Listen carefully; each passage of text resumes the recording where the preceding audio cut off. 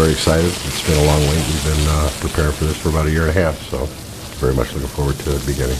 It's just great. It's like a family reunion, just seeing people come in. And I remember when Bill called me and said he had bought the bus. Of course, my response was, cool!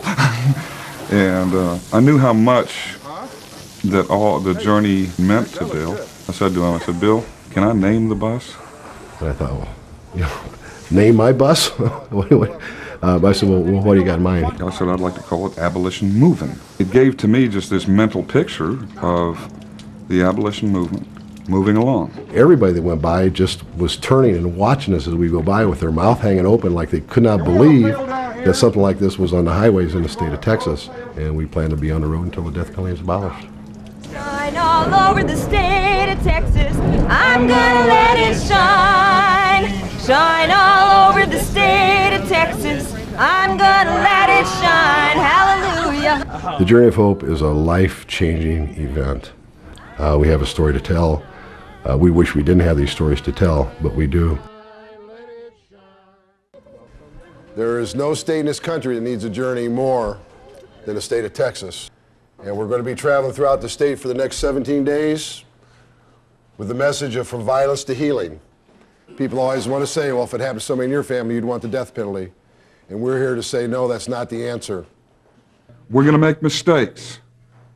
We're going to screw things up. We're like a big family. We tend to do that. Hopefully, if we can forgive the unforgivable, then some of the screw-ups, maybe a little bit down the road, you can forgive us for. This is the largest group that we've ever started a journey with. We're going to be doing some things that have never been done before in the abolition movement.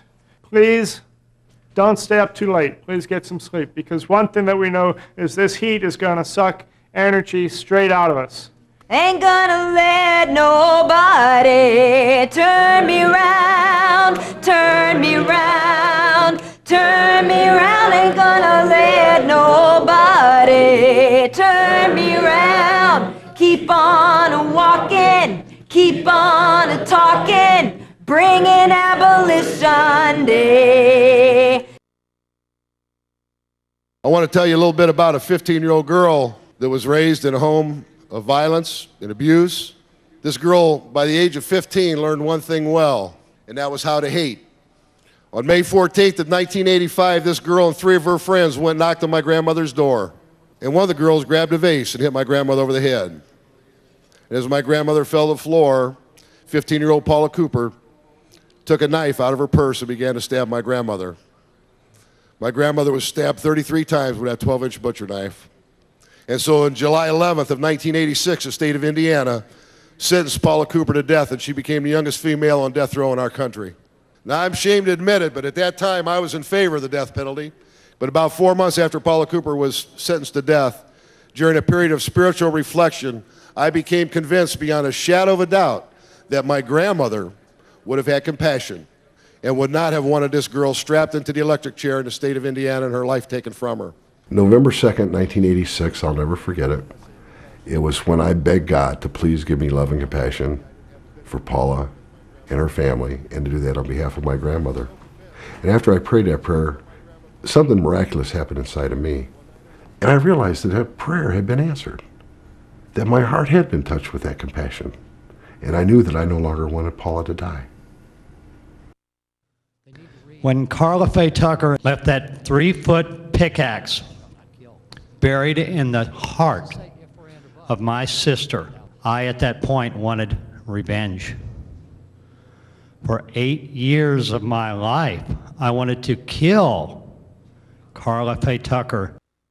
I asked the Lord to come into my life and to take that hatred and that pain out of my life, because it had ate at me so bad that I was ready to kill myself. The hardest thing I ever did was forgive Carla Faye Tucker, because out of anybody that should have hated her the most, it should have been me. I could have sat back and said, okay, Carla, I forgive you, that's it, and went on with my life and did the things that most people do. But no, what did I do? I took the time to get to know Carla. She was the firmest believer in the Lord that I've ever seen in my life. Nobody in this world can convince me that she was pulling a scam or that she was not real. She was a sinner saved by grace. And I've said this before, and I'll say it again. If there's only going to be one person in heaven, it'll be her. I didn't know what hatred was before February 27, 1985. I just thought I did. I hated the man that murdered my wife. If I could have killed him that night, I would have. I tried for years. For years, I blamed myself for not protecting my wife. And the first shot was fired. I was not a perfect husband. I didn't know how imperfect a husband I was until after I lost her. Shar was a loving person. I think the greatest example of how loving she could be is she loved me. I was a hating man, an angry man, a bitter man. But you know, it wasn't hatred that sustained me through more than 7 years. It was love, the constant and unwavering love of my children. And you know, no matter how bad it got for me, and it did, it was incomprehensible how it was for them. They'd lost their mother. They had the state of Alabama say, "Your daddy did it." And their response was to keep on loving me.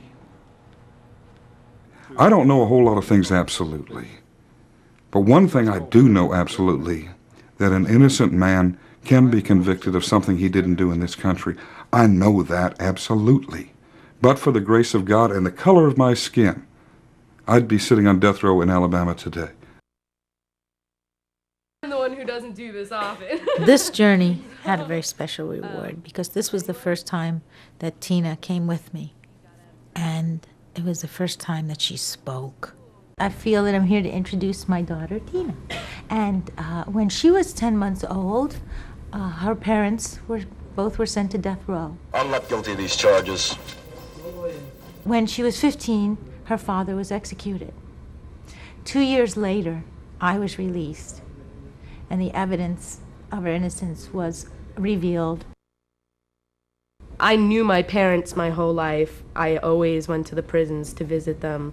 They were in separate prisons, miles and miles apart. I remember doing a double, and I went and saw my mother, and then like the next day we went and took the bus, me and my grandmother. I mean, it was like 6 or 7 hour bus ride. I got a double ear infection. It was just so much stress and emotion and everything that it just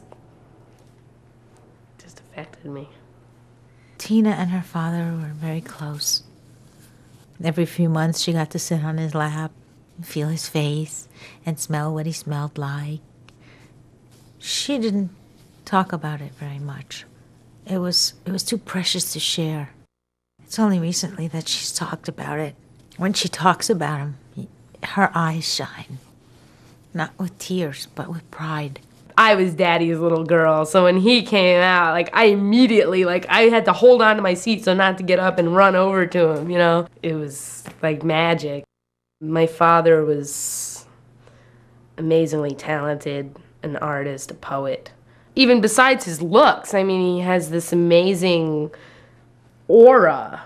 I wish I knew him as an older person, as I am now in my 20s. You know, I wish that, and I think about that. Well, the last time I saw him was 4 or 5 days before his execution. I knew it could be the last visit, and, you know, there was no touching. At one point, he was like, "God, you know, you're so grown up, and you got makeup on, and, you know, you're my little girl," and I took my makeup off. He told me not to be afraid, you know, and he told me he wasn't afraid. He looked worse than I've ever seen him. I mean, he was in bad shape. I mean, this was death in front of me. Prison guards weren't going to let Tina actually have a last hug with her dad. And his mother became hysterical, really. She just lost it. She begged, she pleaded, she cried.